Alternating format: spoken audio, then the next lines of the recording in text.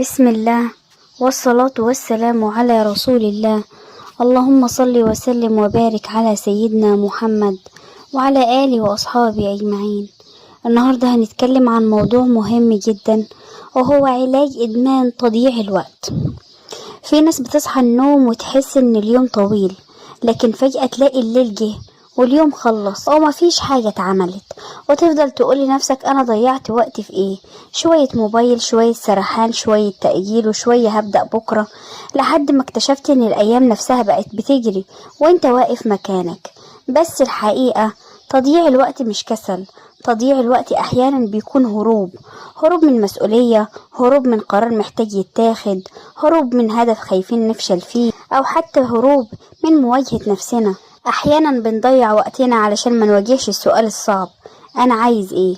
لأن لما تعرف أنت عايز إيه هتبقى مضطر تتحرك، والحركة محتاجة شجاعة. إدمان تضييع الوقت بيبدأ صغير جدا، هقعد 5 دقايق على الموبايل ويتحول لساعة، هرتاح شوية قبل ما أبدأ ويتحول ليوم كامل. ومع الوقت عقلك بيتعود على المتعة السهلة، فيديو سريع، تصفح بلا هدف، كلام ملوش لازمة، أي حاجة تبعدك عن المجهود الحقيقي. وللأسف كل مرة بتختار الراحة السريعة بتضعف قدرتك على الالتزام. بس اسمعني كويس، انت مش محتاج تغير حياتك كلها النهاردة، انت محتاج تصحى وتلاحظ وقتك بيروح فين، مين بيسرق يومك، ايه اكتر حاجة بتشدك بعيد عن اهدافك. خد ورقة واكتب بصراحة، انا بضيع وقتي في ايه، من غير تجميل، من غير كذب على نفسك. هل في السوشيال ميديا، في التفكير الزائد، في متابعة الناس، في التسويف؟ أول خطوة في العلاج الوعي، لأنك طول ما أنت مش شايف المشكلة بوضوح مش هتعرف تصلحها. واسأل نفسك سؤال مهم جدا، لو فضلت أعيش بنفس الطريقة دي سنة كمان هكون فين؟ نفس المكان، نفس الندم، نفس الأحلام اللي لسه مؤجلة. الوقت مش بيتعوض، الفلوس ممكن ترجع، الفرص ممكن تتكرر، لكن الساعة اللي راحت. وربنا أقسم بالوقت في القرآن، وده لوحده كفاية نفهم قد إيه الوقت غالي. يمكن مشكلتك مش إنك ما عندكش وقت، يمكن مشكلتك إنك مش حاسس بقيمته.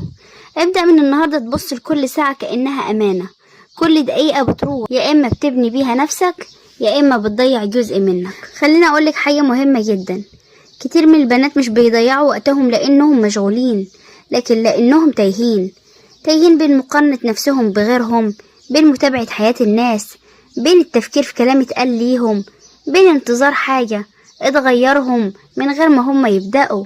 أوقات البنت تصحى الصبح تمسك الموبايل 5 دقايق، تدخل تشوف حد سافر، حد اتجوز، حد نجح، حد شكله حلو، وفجأة بدل ما تبدأ يومها تبدأ تقارن نفسها وتضيع نفسها وتضيع ساعة وراها ساعة. وبدل ما تفكر أنا هعمل إيه النهاردة، بتفكر ليه حياتي مش زي حياتهم. وده من أخطر أنواع تضييع الوقت، لأنك مش بس بتضيعي وقتك، انت كمان بتضيعي رضاكي عن نفسك. مش كل بنت محتاجة تعمل حاجات كبيرة علشان تحس إنها ناجحة.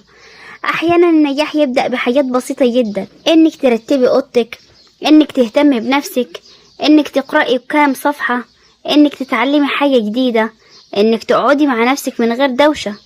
لكن المشكلة إننا بقينا مدمنين الانشغال الوهمي، حاسين إننا بنعمل حاجات كتير، لكن في الحقيقة مفيش حاجة بتتغير.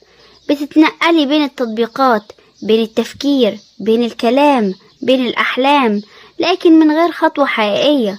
لو انت فعلا عايزة تبطلي تضييع وقت، اسألي نفسك، أنا بهرب من إيه؟ هل بهرب من مسؤولية، من خوف، من هدف مش عارفة أبدأ، ولا من مواجهة نفسي؟ وفي حاجة كمان لازم نقولها بصراحة، مش كل وقت فراغ لازم يتملي بالناس. مش لازم كل ما تحسي بملل تكلمي حد أو تفتحي حاجة أو تدوري على أي صوت حواليكي.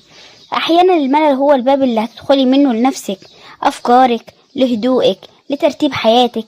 اتعلمي تقعدي مع نفسك شوية من غير موبايل، من غير مقارنة، من غير هروب، واسألي نفسك، أنا البنت اللي نفسي أكونها محتاجة أعمل إيه النهاردة، مش بكرة، إيه النهاردة، حتى لو خطوة صغيرة جدا، لأن الخطوة الصغيرة أحسن من حلم كبير واقف مكانه. بعد ما عرفنا أن تضييع الوقت مش مجرد عادة لكنه أحيانا هروب، دلوقتي لازم نبدأ نتحرك، مش بالكلام، بالفعل.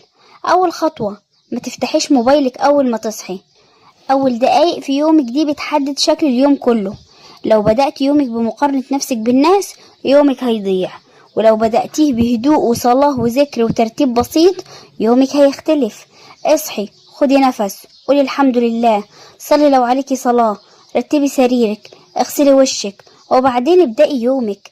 خلي الموبايل يجي بعدك مش قبلك. تاني خطوة، اكتبي 3 حاجات بس لازم تخلصيهم، مش 20 هدف ولا قائمة طويلة تخنقك.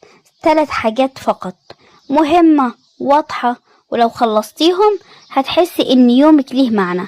مثلا ارتب دولابي، اقرأ 10 صفحات، اهتم بنفسي نصف ساعة. البساطة بتكسب. تالت خطوة، اعملي وقت بدون موبايل حتى لو نص ساعة. اقفلي النت، حط الموبايل بعيد، واجلسي مع نفسك. في اليوم ده هتحسي بملل، وده طبيعي لان عقلك متعود على السرعة والدوشة، لكن بعد شوية هتلاقي نفسك بترجعي لنفسك. رابع خطوة، ابعدي عن المقارنة. كل بنت ليها وقتها، ليها طريقتها، ليها امتحانها. مش معنى ان غيرك سبقك انك اتأخرتي. الوقت اللي بتقضيه تبصي على حياة غيرك استثمريه في بناء حياتك انتي. 5 خطوة، اسألي نفسك كل ليلة، انا النهاردة ضيعت وقتي في ايه وعملت ايه لنفسي؟ ومش جلد ذات، بس مراجعة عشان بكرة يبقى افضل. اهم خطوة من كل ده قربك من ربنا.